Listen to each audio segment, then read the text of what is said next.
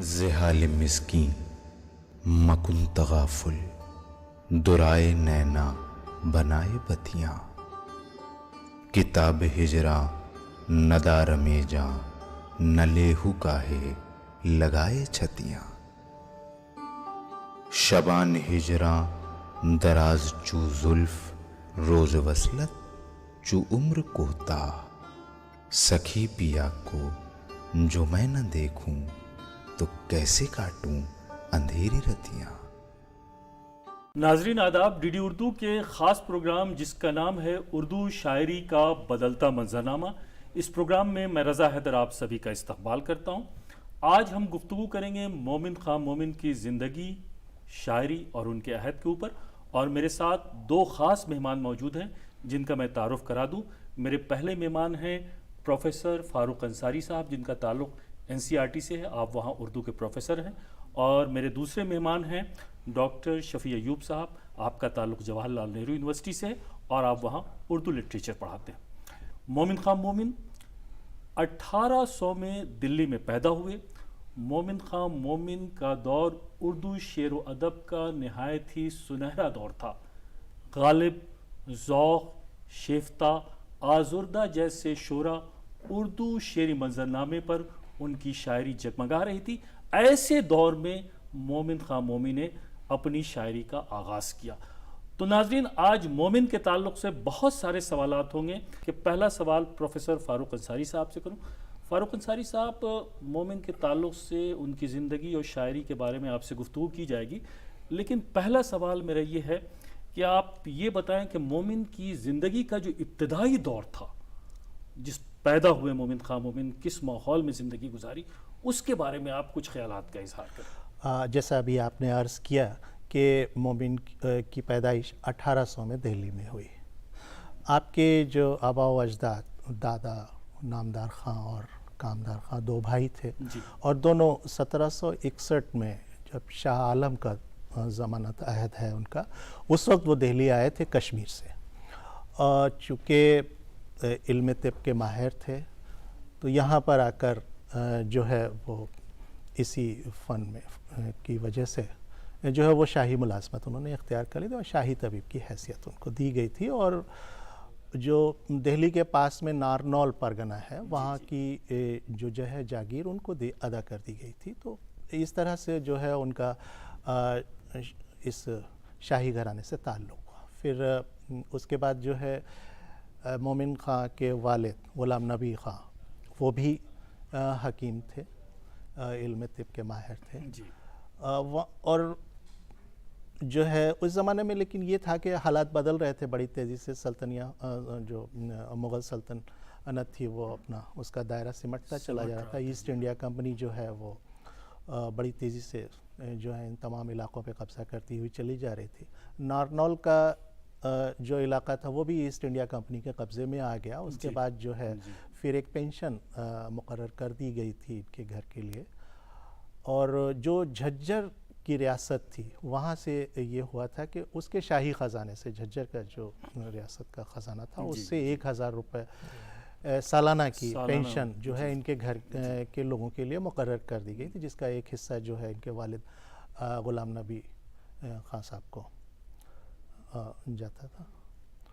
تو یہ اس طرح سے یہ سلسلہ 1800 میں آپ کی پیدائش ہوئی مومن خاں مومن کی۔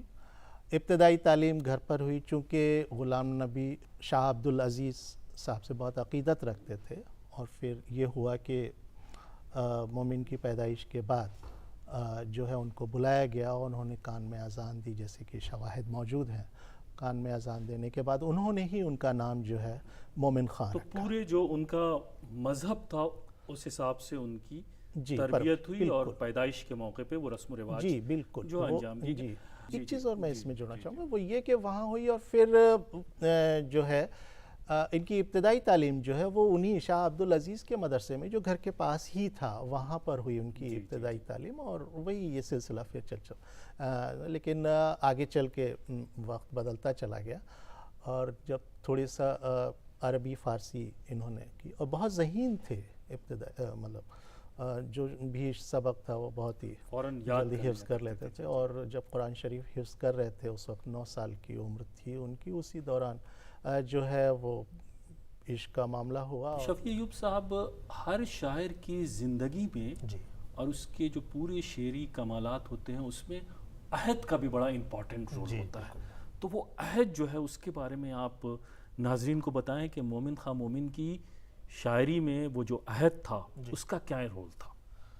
ہاں، مومن خواہ مومن جیسا کہ آپ نے بھی کہا، پروفیسر فاروق انصاری صاحب نے بھی کہا کہ مومن خواہ مومن 1800 میں پیدا ہوئے، 1851 میں یا 52 میں ان کا انتقال ہوا۔ ایک وضاحت یہ ہے کہ بعض کتابوں میں سن پیدائش اور سن انتقال کے بارے میں ذرا سی تضاد ملتا ہے، کچھ 51 اور کچھ 52۔ جی جی، لیکن جہاں تک تحقیق ہوئی، جدید تحقیق کے مطابق 1800 میں، سن 1800 میں ان کی پیدائش ہوئی تھی دہلی کے کچھ اچیلان میں، جیسا کہ فاروق صاحب نے عرض کیا، اور 1852 میں ان کا انتقال ہوا۔ ہوا جی۔ بعض کتابوں میں 1851 اور 1801 ان کی پیدائش کا سال بھی لکھا ہوا ہے۔ تو یہ وہ زمانہ ہے 1800 سے 1800، یعنی اس صدی کا بہت ہی اہم ہے، بہت تیزی سے تغیرات کا زمانہ ہے، بہت تیزی سے چیزیں بدل رہی ہیں۔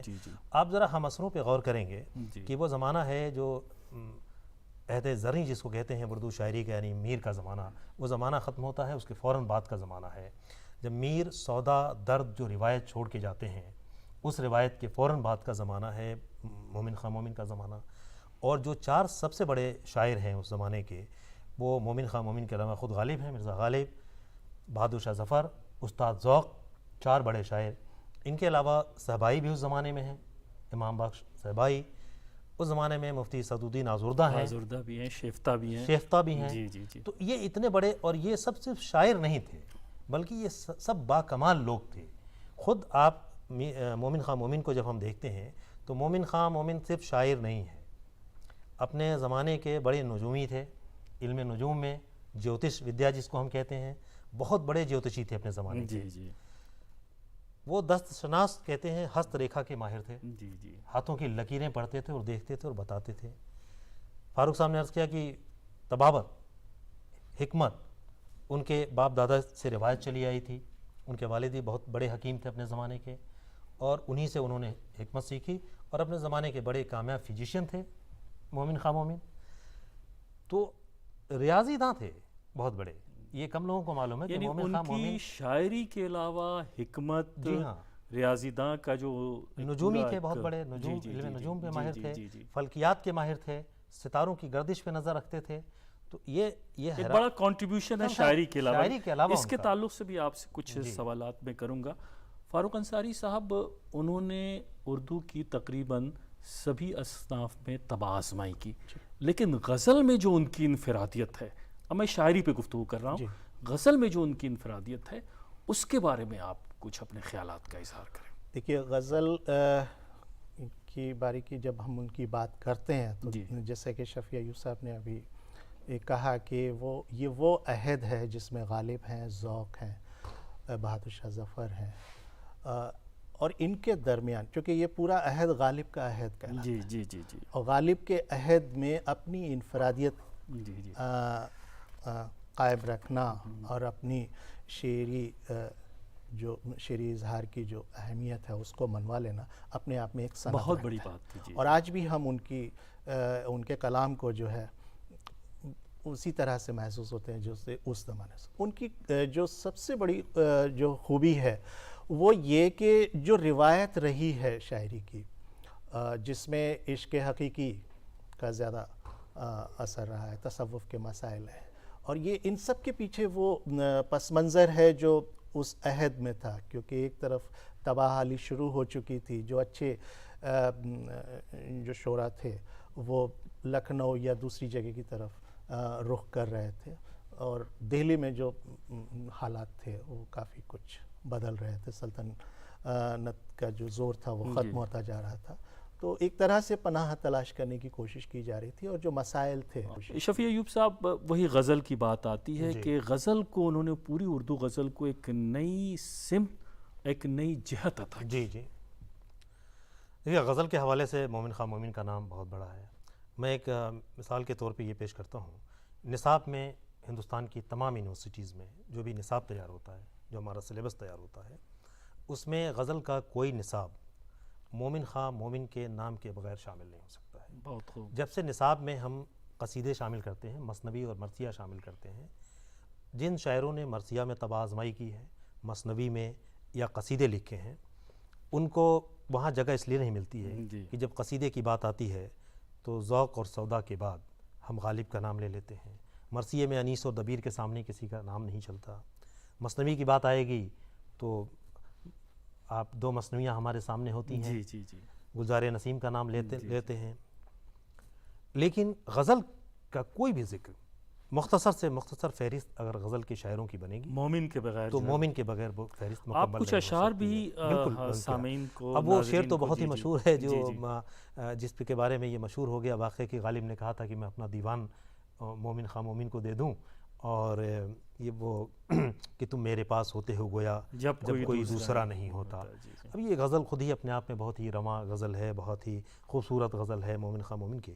یہ ضرور عرض کر دوں کہ مومن نے جتنی اصناف تھی سبھی میں طبع آزمائی کی ہے، مرثیے ہیں، قصائد ہیں، مثنویاں ہیں، رباعیات ہیں، ترکیب بند، ترجیح بند، تمام استاد شاعر تھے، لیکن جو اصل جوہر کھلتے ہیں ان کے، وہ ان کی غزلوں میں کھلتے ہیں۔ اور غزل میں ندرت خیال بھی ہے اور ندرت بیان بھی ہے۔ ایک جملے میں یہ بات کہی جائے کہ مومن خواہ مومن کی غزل کیوں اہم ہے۔ ابھی عشق کی بات کر رہے تھے، عشق حقیقی کی بات کر رہے تھے۔ ہمارے عہد کے ایک بہت اہم شاعر احمد فراز اکثر کہا کرتے تھے کہ ادھار کے عشق سے شاعری نہیں ہوتی۔ تو مومن خواہ مومن کی جو شاعری تھی وہ عشق حقیقی اور عشق مجازی کے ہم جھمیلے میں نہیں پڑیں، تب بھی یہ بات سائل ہے کہ وہ ادھار کے عشق کی شاعری نہیں تھی، وہ ان کا اپنا تجربہ تھا زندگی کا، اور ان کا محبوب جو ہے وہ کوئی ماورائی مخلوق نہیں ہے، بلکہ وہ عشق پردہ نشیں کا تصور ہے ان کے حوالے سے، اور وہی ان کی غزلوں میں ہے۔ اس لیے ان کی غزلوں میں جو بالحانہ پن ہے، جو کیفیت ہے، وہ دلوں کو متاثر کرتی ہے، وہ کیفیت۔ اور آپ یہ دیکھیں کہ ان کو ان کے زمانے میں نظر انداز کرنے کی کوشش کی گئی تھی، کوشش اس حد تک ہوئی تھی کہ مولانا محمد حسین آزاد جب آب حیات لکھتے ہیں 1880 میں وکٹوریا پریس سے پہلا ایڈیشن شائع ہوتا ہے، اس میں مومن خواہ مومن کا ذکر نہیں ہے، اور اس پہ جن لوگوں نے ریویو کیا کہا کہ اتنا بڑا شاعر ہمارے عہد کا، مومن خواہ مومن کا ذکر نہیں ہے۔ دوسرے ایڈیشن میں مومن خواہ مومن کا ذکر اس میں شامل کیا جاتا ہے، کیا گیا، تو نظر انداز کرنے کی کوشش تو تھی، واقف تھے خوب محمد حسین آزاد مومن خواہ مومن سے، لیکن مومن کو نظر انداز نہیں کیا جا سکتا تھا، اس لیے کہ ان کی غزلوں میں جو روانی ہے، جو کیفیت ہے، جو ندرت خیال ہے، جو ندرت بیان ہے، وہ اپنے آپ میں دلوں کو گرمانے والا ہے، وہی ان کی شعری انفرادیت ہے، قائم کرتی ہے۔ آپ اجازت دیں تو میں ایک غزل کے شعر میں پڑھنا چاہتا ہوں جو بہت مشہور ہیں کہ اثر اس کو ذرا نہیں ہوتا، بہت خوب، اثر اس کو ذرا نہیں ہوتا، رنج راحت فضا نہیں ہوتا، بہت خوب، ذکر اغیار سے ہوا معلوم، ذکر اغیار سے ہوا معلوم، حرف نا سے برا نہیں ہوتا، ذکر۔ اب یہ جو ہمارے یہاں ایک ٹرم استعمال کرتے ہیں ہم سہل ممتنع کی، کوئی بات شاعری میں ایسے سہل انداز میں کہہ دی جائے کہ آپ سمجھیں کہ یہ تو بہت آسان ہے کہنا، لیکن آپ کہنے کا ہے تو کلیجہ منہ کو آئے، آپ کہہ نہیں سکتے ہیں، تو اتنے سہل ممتنع کے انداز میں غزل کہنا، یہ مومن خواہ مومن کا کمال تھا کہ اثر اس کو ذرا نہیں ہوتا، رنج راحت فضا نہیں ہوتا، ذکر اغیار سے ہوا معلوم، حرف نا سے برا نہیں ہوتا، تم ہمارے کسی طرح نہ ہوئے، تم ہمارے کسی طرح نہ ہوئے، ورنہ دنیا میں کیا نہیں ہوتا۔ اب یہ شعر آج بھی ہم استعمال کرتے ہیں کہ تم ہمارے کسی طرح نہ ہوئے، ورنہ دنیا میں کیا نہیں ہوتا، اور تم میرے پاس ہوتے ہو گویا جب کوئی دوسرا نہیں ہوتا۔ بہت اس شعر کی میں کچھ اور بھی اشعار آپ سے سنوں گا۔ فاروق انصاری صاحب، غالب کو اور اقبال کو اردو شاعری کا آفتاب و مہتاب کہا جاتا ہے، اور مومن کو نیر تابہ کہتے ہیں، تو یہ جو نیر تابہ کی جو خصوصیت ہے اس کے بارے میں آپ کچھ فرمائیں۔ دیکھیے، غالب کا جو معاملہ ہے، ان کے ہم عصر تھے، اور ان کی جو کہہ سکتے ہیں دنیا، وہ بہت ہی وسیع ہے، تمام پہلو جتنی بھی زندگی کے ہوتے ہیں، وہ تمام تر پہلو جو ہیں وہ اس میں شامل ہیں۔ اسی لیے ہم آج بھی غالب کو پسند کرتے ہیں، کیونکہ چاہے جو بھی مسئلہ ہو، چاہے کوئی مرحلہ ہو، ہم اپنی بات کو کہنے کے لیے حوالے کے طور پر وہاں پر ان کو شامل کرتے ہیں۔ اقبال کے یہاں فلسفہ اور یہ تمام جو چیزیں ہیں وہ اس میں شامل ہیں، جس کی وجہ سے ان کو ایک آفاقی شاعر کا تصور جی جی ہمارے سامنے ہے۔ مومن کا معاملہ یہ ہے کہ ان کی دنیا محدود ضرور ہے، جی ان کی دنیا محدود ہے، جو بھی معاملات عشق ہیں، جو بھی معاملات ہیں ان کے صرف اسی کے ارد گرد ہی ہیں، یعنی جو عشق کے تجربے ہیں، جو واقعات ہیں، جو امید و بیم ہے، وصل کی ہجر کی جو کیفیتیں ہیں، جی، کیفیتیں جی، ہیں، جی، حکایتیں ہیں، شکایتیں ہیں، وہ تمام تر جو ہے وہ بالکل ہو وہ ہو، اسی لیے وہ آج بھی ہمیں بالکل اپنے قریب پیش کرتے، اور یہی ان کے کلام کی سب سے بڑی خوبی بھی ہے۔ جیسے کہ شفیع ایوب صاحب نے ابھی جو ایک بات کہی کہ سہل ممتنع کی بہترین مثالیں ان کی بالکل ہیں۔ ان کا جو پہلا شعر جو انہوں نے پڑھا ابھی کہ تم میرے پاس ہوتے ہو گویا جب کوئی دوسرا نہیں، بہت آسان نظر آتا ہے، لیکن آپ دیکھیے کہ اس میں آسمان سے زیادہ جو ہے وسعت موجود ہے۔ ایک اور چونکہ اس شعر کو بہت دفعہ پڑھا گیا، ایک اور شعر بہت زبان پر سبھی کے، عمر تو ساری کٹی عشق بتا میں مومن، آخری وقت میں کیا خاک مسلمان ہوں گے۔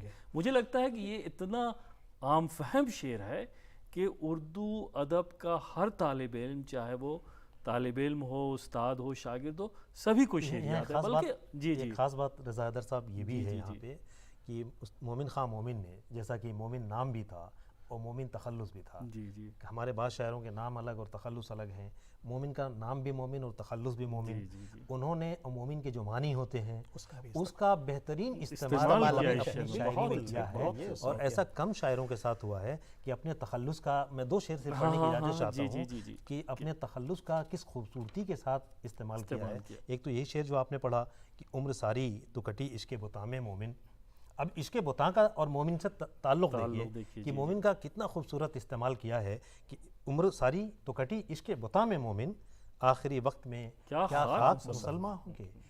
پھر ایک اور شعر دیکھیے کہ وہ اللہ ری گمرہی بت و بت خانہ چھوڑ کر، اللہ ری گمرہی بت و بت خانہ چھوڑ کر مومن چلا ہے کعبے کو ایک پارسا کے ساتھ۔ واہ واہ واہ، اب یہ بت بھی ہے، بت خانہ بھی ہے، کعبہ بھی ہے، مومن بھی ہے اور گمرہی بھی ہے۔ تو مومن خواہ مومن نے اپنے نام کی مناسبت سے، اپنے تخلص کی مناسبت سے بہت فائدہ اٹھایا شاعری میں، اشعار جو ہیں اشعار ہیں جس میں اس میں فائدہ اٹھایا ہے۔ جی، شاعری کے علاوہ ایک طبیب، علم نجوم کے جو ماہر تھے، اور اس کے علاوہ آپ یہ کہہ رہے ہیں کہ علم ریاضی سے بھی ان کی واقفیت تھی۔ یہ بھی ایک بہت بڑی بات ہوتی ہے ایک شاعر کے لیے کہ وہ شاعری میں تو مضبوط ہے ہی ہے، اور اس کے علاوہ ایک اچھا طبیب بھی ہے۔ علم نجوم کے تعلق سے بہت سارے واقعات ان سے وابستہ ہیں، تو اس کے بارے میں آپ کچھ بتائیں۔ یہ جو تمام علم ہے جن میں انہیں بہت ہی مہارت حاصل تھی، جی جی وہ اپنے زمانے کے شطرنج کے سب سے بڑے کھلاڑی ہوئے۔ جی جی جی، یہاں تک کہ علامہ فضل حق خیر آبادی کو شطرنج میں ہرا دیا، جی جی جی، اور علامہ فضل حق خیر آبادی سے غالب کی گفتگو ہوتی ہے، اور غالب ان سے پوچھتے ہیں کہ بھئی مومن خواہ مومن نے آپ کو کیسے ہرا دیا شطرنج میں؟ تو علامہ فضل حق خیر آبادی کہتے ہیں، ایک لفظ استعمال بھیڑیا استعمال کرتے ہیں ان کے لیے، کہ وہ ان کی ذہانت کی داد دیتے ہیں کہ مومن خواہ مومن بے انتہا ذہین آدمی ہیں، اور اگر یہ عشق و عاشقی کے معاملات کو چھوڑ دیتے تو یہ نہ جانے کہاں ہوتے۔ اگرچہ یہ ان کی اپنی بات تھی، ٹھیک ہے، لیکن مومن خواہ مومن کے ہاں جو عشق کے معاملات ہیں انہوں نے انہیں سربلندی عطا کی، ان کے غزلوں کو جاویداں بنا دیا عشق کے معاملات نے۔ تو اب تو طبیب بھی بہت اچھے تھے، طبیب بہت اچھے تھے، اپنے زمانے کے بڑے اچھے طبیب تھے، یعنی اپنے زمانے کے وہ فزیشین ہیں، شطرنج کے سب سے بڑے کھلاڑی ہیں، نجومی ہیں، جیوتش شاستر۔ یہ پیشہ جو تھا وہ آبائی تھا، انہوں نے اپنے آبا اجداد سے سیکھی تھی، کیونکہ ان کے استاد جو ہے حکمت کے معاملے میں ان کے والد صاحب غلام صاحب تھے، غلام نبی صاحب، ان سے سیکھا تھا انہوں نے۔ ایک اور خاص بات یہ ہے کہ ان کی غزلوں میں جو وسعت ہے مضامین کی، وہ وسعت انہی علم کی وجہ سے آئی ہے۔ آپ دیکھیے، ایک صاحب نے فرہنگ بنائی، فرہنگ کلام مومن، بہت سارے ہمارے شاعروں کی فرہنگیں بنتی ہیں، تو فرہنگ کلام مومن جن صاحب نے بنائی، میری گفتگو ہو رہی تھی، میں ان کا دیباچہ پڑھ رہا تھا، انہوں نے اس بات کا ذکر کیا ہے کہ مومن خواہ مومن کے کلیات کی فرہنگ بناتے ہوئے ہمیں اس لیے دشواری پیش آئی کہ یہ جو علم نجوم ہے، علم ریاضی ہے، یہ جو شطرنج کی چالیں ہیں، ان تمام اصطلاحات کا استعمال انہوں نے اپنی شاعری میں کیا ہے۔ یہ وہی شخص کر سکتا ہے اور اس سے کلام میں وسعت آتی ہے۔ تو مومن کے کلام میں اس لیے کیونکہ کچھ روز تک تو کسی کا کلام باقی رہ سکتا ہے، لیکن اتنے زمانے تک کوئی اپنی اہمیت کو بچا کے رکھے اور اس کی اہمیت کم نہ ہو، تو اس کا مطلب اس کی شاعری میں گہرائی ہے۔ فاروق انصاری صاحب، وہ عہد جو ہے 19ویں صدی کا، 1857 سے کچھ پہلے مومن خان مومن کا انتقال ہو چکا. مغلیہ سلطنت پوری طرح سے ختم ہو رہی تھی, انگریزوں کا تسلط بڑھتا جا رہا تھا. تو یہ جو پورا ایک خلفشار کا دور ہے, پرآشوب دور جسے کہتے ہیں, اس دور کے کیا کچھ اثرات ان کی شاعری میں ہمیں دکھائی دیتے ہیں؟ جی ہاں بالکل. جی دیکھیے اس سے پہلے میں یہ عرض کر دوں کہ اتنی ساری ان کی جو صلاحیتیں تھیں کہ اتنے سارے فنون میں جی اس کے ماہر تھے, تو ان کے بارے میں یہ کہا جاتا ہے کہ وہ جینیس شاعر تھے. جی ایک اصطلاح ان کے لیے استعمال کی جاتی ہے کہ مومن جو ہے ہماری شاعر بہت جینیس تھے. بے شک اس میں تمام چیزیں موجود تھیں اور ساری چیزیں ان کے ساتھ موجود تھیں, لیکن جو دنیا ان کی محدود ہوئی ہے غزل کے حوالے سے, لیکن اگر صرف غزل کی ہی بات کریں تو ایک معاملہ الگ ہے, لیکن ان کی جو دوسری اصناف ہے اس میں بھی جو ہے جو بھی حالات تھے ان سب سے ان کی جو شخصیت تشکیل پائی تھی. جی اور وہ اس طرف اشارہ کرتی ہے کہ ان کی جو طبیعت تھی جی وہ کسی ایک جگہ رکتی نہیں تھی. جی جی آپ دیکھیے کہ وہ جب مطب میں بیٹھتے ہیں تو نسخہ نویسی کرتے ہیں اور بہت ہی اچھے نسخے وہ کرتے ہیں. علم نجوم کی طرف آتے ہیں تو وہ جو ہے تعویذ گنڈے کا معاملہ بھی جو ہے وہ کرتے ہیں اور اس کے بھی جو ہے وہ بتا دیتے ہیں کہ تمہارا سامان کہاں غائب. ایسے بہت سارے واقعات موجود ہیں کہ کسی شخص کا سامان گم ہو گیا کہاں پر موجود. یہ ساری چیزیں. پھر اس کے بعد آپ دیکھتے ہیں ستاروں کی گردش, یہ تمام چیزیں بھی کرتے ہیں. ریاضی کے ماہر ہیں. پھر شطرنج کی طرف. یہ اتنی ساری چیزوں کے وہ خلفشار دور اور جو وہ دور ہے آس پاس بہت کرائسس کا دور ہے, ایک طرح سے پریشان ہے. دلی دھیرے دھیرے دھیرے دھیرے جو ہے وہ یہ مغلیہ سلطنت کا تسلط ہوا. انگریز بڑھتے تیزی سے چلے جا رہے ہیں. عام لوگوں میں جو بے چینی اور پریشانی ہے جس کا جو ہے 1857 کی اس میں جا کے پورا خاتمہ ہو جاتا ہے سلطنت کا, اور پوری طرح سے پورا سینیریو ہی بدل جاتا ہے. جی جی تو یہ جو شروع کے عوامل اثرات ان کی شاعری میں بھی, ان کی زندگی میں سب کچھ دکھائی, تو وہ کہیں نہ کہیں ان سب چیزوں کو بیان کرنے کی جگہ تلاش کرتے ہیں. شفیع صاحب بس یہ وہ کسی سے مروب نہیں ہوتے تھے. بالکل. قصائد بھی انہوں نے بہت سارے تحریر کیے, لکھے, لیکن ان قصائد کے بارے میں یہ کہا جاتا ہے کہ وہ شخصیات پہ کم تھے, مذہبی زیادہ تھے. تو ان قصائد کے بارے میں 1-2 منٹ میں آپ بتائیں. مومن خان مومن کی جو طبیعت تھی جی جی وہ قصیدوں کے لیے نہیں تھی. جی جی قصائد لکھے, استاد شاعر تھے, مہارت تھی, لیکن صرف ایک قصیدہ ایسا ہے جو مہاراجہ پٹیالہ نے ان کو تحفے میں ایک ہاتھی بھجوایا تھا. اس کا پس منظر کیا تھا؟ پس منظر یہ تھا کہ وہ خوش ہوئے تھے کسی بات کو لے کر کے, ان کا کوئی کلام ان تک پہنچا تھا اور وہ خوش ہوئے تھے اور تحفے کے طور پہ انہوں نے ایک ہاتھی بھجوایا تھا. اس زمانے میں کچھ اور لوازمات تھے اس کے ساتھ. تو مہاراجہ پٹیالہ کے لیے شکریہ کے طور پہ, ان کو خوش کرنے کے لیے نہیں. معاملات یہ تھا کہ ہمارے شاعر حضرات قصیدہ اس لیے لکھتے تھے, کسی نواب, کسی راجہ, کسی بادشاہ کے لیے قصیدہ لکھتے تھے, اس کی بے انتہا تعریف کرتے تھے, اس کے عوض میں انہیں کچھ حاصل ہوتا تھا. جاگیریں ملتی تھیں, کبھی خلعت اور کبھی انعام ملتے تھے. مومن کو اس کی ضرورت نہیں تھی. ایک اور بات کی طرف عرض کر دوں کہ زیادہ ہمارے ناقدین نے یا محققین نے مومن خان مومن کے بارے میں لکھا ہے کہ وہ بہت خوشحال تھے, انہیں کبھی کسی چیز کی ضرورت نہیں تھی. خطوط غالب کا ذکر بار بار آتا ہے لیکن انشاء مومن کا ذکر نہیں آتا ہے. پوری کتاب شائع ہوئی ہے جس میں فارسی خطوط شامل ہیں مومن خان مومن کے. بہت سارے خطوط لکھے ہیں انہوں نے, بہت اہم لوگوں کو خطوط لکھے ہیں, اور ان خطوط میں بہت سارے علمی معاملات کا ذکر کیا ہے اور اس میں اپنی پریشان حالی کا بھی ذکر کیا ہے. تو گویا کہ وہ مالی اعتبار سے پریشان ضرور تھے لیکن پھر بھی طبیعت اس طرف مائل نہیں تھی, تو قصیدہ نہیں لکھا. مذہبی شخصیات پہ قصائد لکھے ہیں, ان کی تعریف کی ہے انہوں نے, لیکن کسی راجہ, کسی مہاراجہ, کسی نواب اور کسی جاگیردار کی تعریف نہیں کی ہے. اس لیے ان کے اصل جوہر جو ہے وہ غزلوں میں کھلتے ہیں, اپنے ڈھنگ سے اپنی شاعری کرتے ہیں. بہت خوب. انہوں نے کبھی اپنی خودداری کو ظاہر نہیں. جی جی جی ہمیشہ وہ اسی کے, اور یہی وجہ تھی شاید کہ وہ زیادہ تر پریشان. ہر شاعر کا ایک مقصد ہوتا ہے, اس کی جو پوری شاعری ہوتی ہے اس کے جہاں بہت سارے مقاصد ہوتے ہیں, اس میں ایک مقصد یہ بھی ہوتا ہے کہ وہ پیغام دیتا ہے اپنی جنریشن کو بھی, آنے والی جنریشن کو بھی. کیا مومن خان مومن کی شاعری میں کوئی ایسا پیغام آپ دیکھتے ہیں؟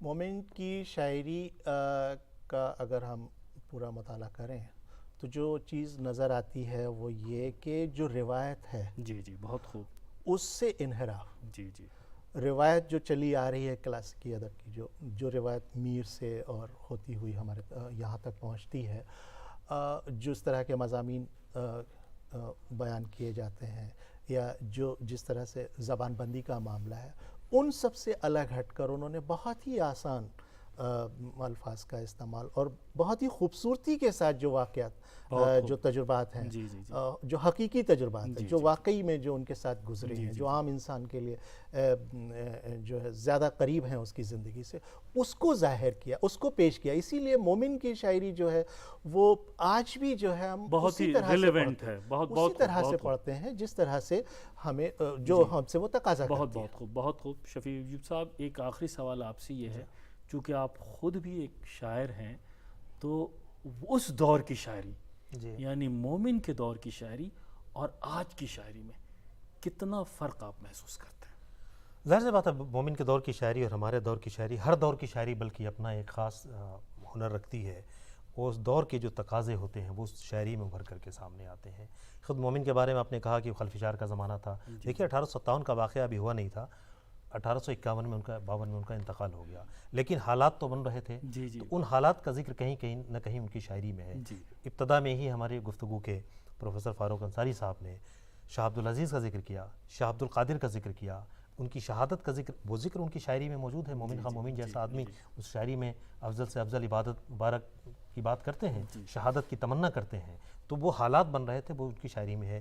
دوسری بات ان کی غزلوں کے حوالے سے جو ان کی خوبی ہے وہ یہ ہے کہ اس غزل میں تغزل بہت ہے، نغمگی ہے، موسیقی ہے. اسی لیے ہمارے جو غزل سنگرز ہیں، جو غزل گانے والے ہیں، آج کے گانے والے ہیں، وہ مومن خواہ مومن کا کلام گانا پسند کرتے ہیں. لوگ اس کو سننا پسند کرتے ہیں اس نغمگی، اس تغزل کی وجہ سے. آپ اجازت دیں تو ایک بہت مشہور غزل کے دو ایک شعر ہیں، وہ جو ہم میں تم میں قرار تھا، وہ جو ہم میں تم میں قرار تھا، تمہیں یاد ہو کہ نہ یاد ہو. اب اس میں دیکھیے موسیقی ہے، تمہیں یاد ہو کہ نہ یاد ہو، وہی یعنی وعدہ نباہ کا، تمہیں یاد ہو کہ نہ یاد ہو، وہ جو ہم میں تم میں قرار تھا، تمہیں یاد ہو کہ نہ یاد ہو. وہ کہتے ہیں کہ کبھی ہم بھی تم بھی تھے، کبھی ہم میں تم میں بھی چاہتی، کبھی ہم میں تم میں بھی چاہتی، کبھی ہم سے تم سے بھی راہ تھی، کبھی ہم بھی تم بھی تھے آشنا، تمہیں یاد ہو کہ نہ یاد ہو، تمہیں یاد ہو کہ نہ یاد ہو. کوئی بات ایسی اگر ہوئی کہ تمہارے جی کو بری لگی. اب یہ گفتگو کا انداز ہے جو شاعری بنتی ہے، اسی لیے شاعری دلوں میں اتر جاتی ہے کہ کوئی بات ایسی اگر ہوئی کہ تمہارے جی کو بری لگی تو بیاں سے پہلے ہی بھولنا، تمہیں یاد ہو کہ نہ یاد ہو. بہت بہت شکریہ. ناظرین، آج ہم گفتگو کر رہے تھے مومن خواہ مومن کی زندگی اور ان کی شاعری پر، ان کے عہد پر بھی گفتگو ہوئی. اگلے ایپیسوڈ میں ہم پھر ملیں گے کسی نئے شاعر کی زندگی کو لے کر کے، اس کی شاعری کو لے کر کے اور نئے مہمانوں کے ساتھ. تب تک کے لیے آپ ہمیں اجازت دیجیے. آداب. زحال مسکین مکن تغافل، درائے نینا بنائے بتیاں، کتاب ہجراں ندار میں جاں، نہ لیہو کاہے لگائے چھتیاں. شبان ہجراں دراز چو زلف،